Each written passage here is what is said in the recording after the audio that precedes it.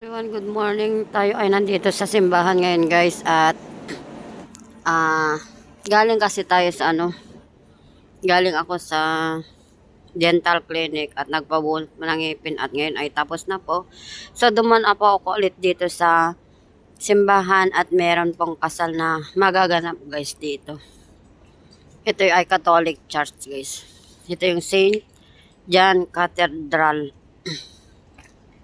Dito kami lagi nagsisimba. Ayan, oh.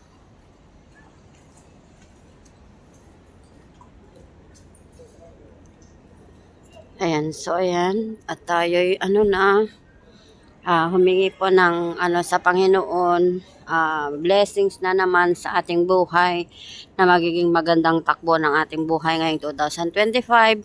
Nakasama po kayo sa aking pinagdasal, na sana'y nawa na kahit nasa malayo tayo, ay wala tayong mga sakit at ligtas tayo, lalong-lalo po sa ating mga kalusugan. Ayan, guys.